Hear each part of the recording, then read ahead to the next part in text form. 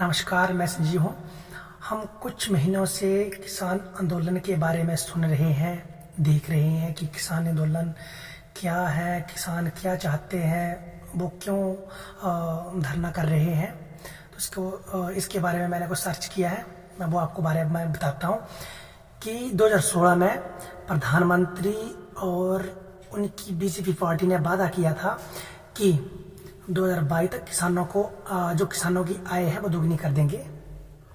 लेकिन हमें ये भी पता चला है कि वर्ल्ड बैंक की रिपोर्ट के मुताबिक 40% से भी ज़्यादा लोग खेती बाड़ी से जुड़े हुए हैं।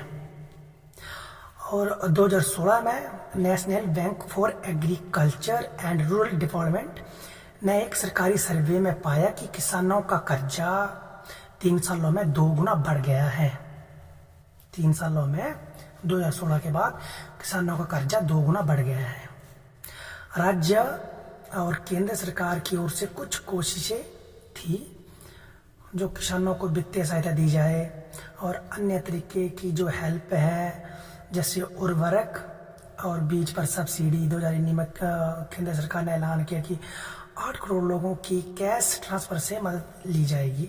ठीक है, किसानों को हर साल 6,000 रुपये की मदद, किसानों को हर साल 6,000 की मदद दी जाएगी। मतलब उनके अकाउंट में 6,000 रुपये हर साल आएंगे। ठीक है, और जो मेन बात है वो मैं पढ़ रहा हूँ यहाँ पे, ध्यान से सुनिएगा।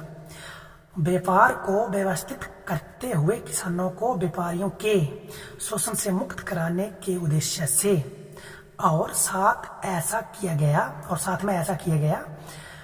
एक समय था जब पहली बार किसानों को फसल के खरीद पर न्यूनतम समर्थन मूल्य की सुविधा दी गई। ठीक है, इसका प्रावधान था कि किसान मंडियों तक अपनी फसल ले जाएगा और प्राइवेट कंपनियां न्यूनतम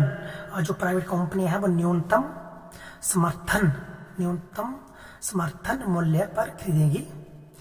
अगर किसी किसान की फसल नहीं बिकती है तो हमारी जो सरकार है वो सबका पूरी गारंटी लेती थी कि वो न्यूनतम समर्थन के हिसाब से उसकी फसल को खरीदेगी।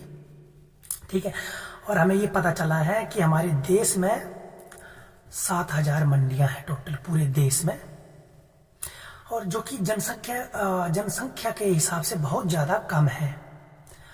अगर हम क्षेत्रफल के हिसाब से या भी कैलकुलेट करें तो हमारे देश में 42,000 मंडियां होना बहुत ही ज़रूरी है, ताकि जो छोटे किसान हैं वो भी अपनी फसल को मंडियों तक ले जा सके और उनका लाभ उठा सके। ठीक है, बाकी जो उनकी मांगे हैं वो है कि जो किसानों की मांगे हैं वो बताता हूँ।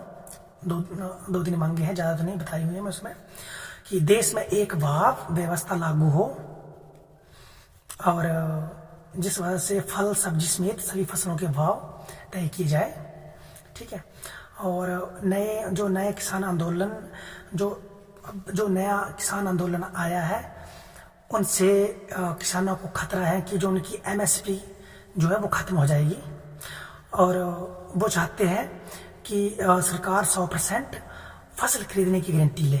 ठीक है, और जो GM बीज होते हैं उनको इस्तेमाल करने की उनको इजाज़त दे दे।